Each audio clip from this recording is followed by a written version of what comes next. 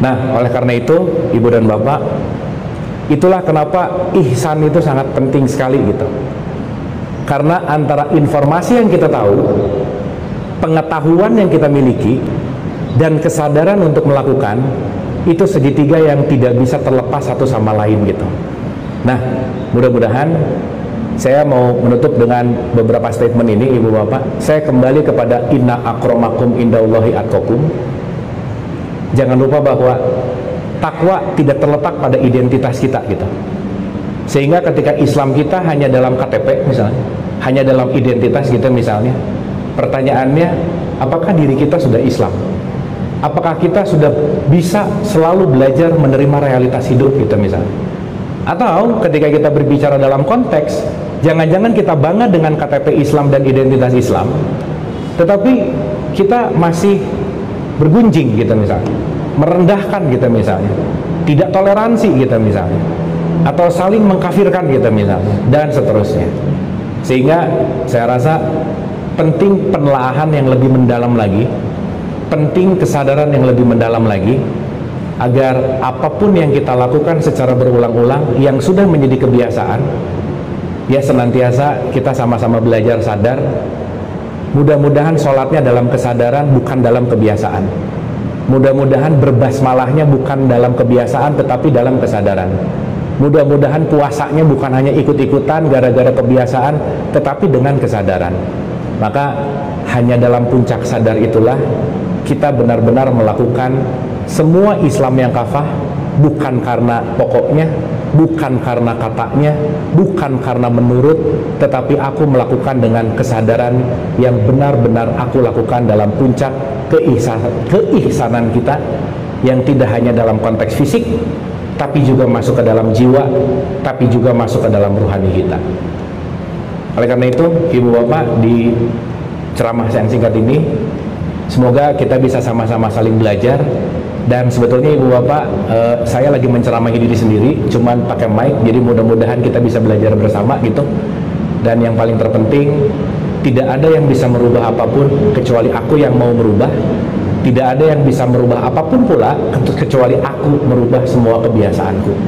Sehingga kembali kepada inna akramakum indallahi atqakum, saya selalu ingin menutup di mana-mana pesan tentang ketakwaan itu sendiri. Di garis bawahi, yang mulia di hadapan Allah itu bukan orang yang rajin tahajud, rajin sholat, rajin puasa. Yang mulia di hadapan Allah itu bukan orang yang rajin umroh, rajin haji, rajin tarawih gitu, atau apapun itu. Tetapi mari kita mulai sadari bahwa sholat kita, tahajud kita, puasa kita adalah jembatan menuju kepada ketakwaan itu sendiri. Dan takwa itu adalah aplikatif, takwa itu adalah perilaku, takwa itu adalah akhlak. Sebelum takwa itu pasti ada iman.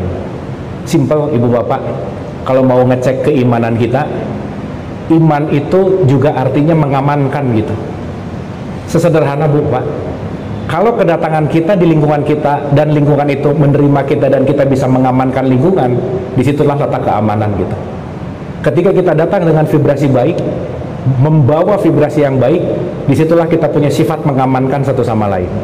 Sehingga dengan kesadaran keimanan untuk kekafahan kepada Islam dan ihsan, kalau pakai bahasa iman menuju kepada takwa, mungkin saya ingin menutup bahwa 6.236 ayat Al-Quran Bu Pak, itu kalau diperes cuman keluar kata takwa aja udah. Dan takwa itu kalau diperes cuma ada 3 item aja udah. Sehingga kalau 3 item ini secara general gitu ya kita lakukan, sebetulnya kita lagi melakukan core dari Al-Quran itu sendiri, core dari keislaman, keimanan, dan keihsanan itu sendiri gitu. Nah, yang 3 ini, nomor 1 Bu Pak, saya selalu mengulang-ulang, gak pernah bosan. Siapa sih orang yang takwa? Bagaimana sih perilaku orang yang takwa?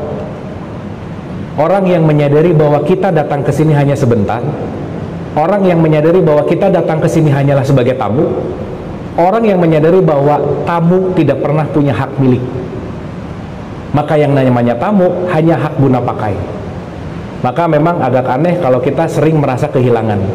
Kehilangan apa? Orang kita nggak pernah punya apa-apa. Maka orang yang bertakwa adalah orang yang belajar melepaskan kepada kemelekatan.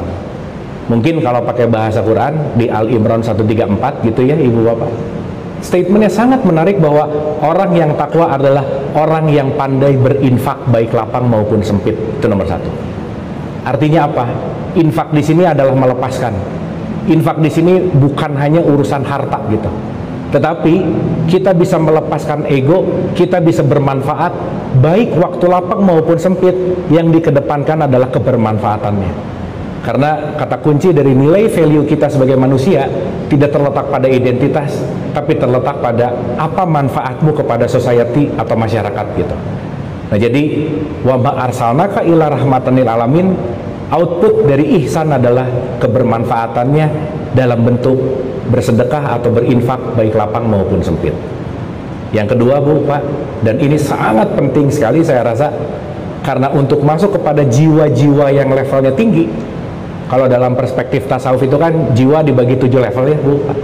Paling rendah tuh namanya amarah, naik jadi lawamah, naik jadi mulhamah, paling aman tuh di mutmainah. Rodiyah, mardiyah, kamilah udah top aja udah. Kita ada di level mutmainah aja oke, top banget gitu. Dan pertanyaannya gimana sih ketika ya ayat Tuhan nafsul mutmainah, wahai jiwa yang tenang. Jiwa yang tenang hanya bisa didapatkan orang yang takwa level 2, yaitu orang yang pandai menahan amarahnya. Bagaimana kita tidak reaktif, tetapi bagaimana kita responsif. Bagaimana kita tidak dikontrol oleh faktor eksternal, tapi aku memilih pilihanku yang tidak diganggu-gugat oleh trigger-trigger yang datang. Bagaimana aku sadar melakukan sesuatu tidak terpancing oleh apapun. Maka yang nomor 2, keihsanan terjadi ketika gimana? Ketika kita selalu berlatih untuk mengontrol ego kita, amarah kita.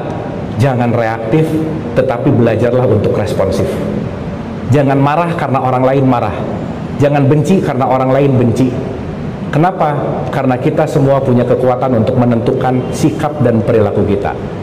Dan yang terakhir Ibu Bapak, saya rasa ini sangat penting untuk kita miliki. Dan ketiga ketakwaan ini tentu saja skill ya Ibu Bapak. Skill itu penting untuk dilatih. Tidak ada orang yang sabar kalau dia tidak melatih sabar. Jadi kalau ada orang yang bilang, aku kan orangnya pemarah. Iya, kenapa? Karena tiap hari latihan marah. Aku kan orangnya suka menilai orang. Iya, karena kenapa? Tiap hari latihan menilai orang. Nah mungkin kita penting banget untuk melatih apa yang kita latih ulang-ulang. Dan mungkin ketika ada orang yang merasa bahwa aku tuh kurang sabar, ya memang kurang latihan aja sih.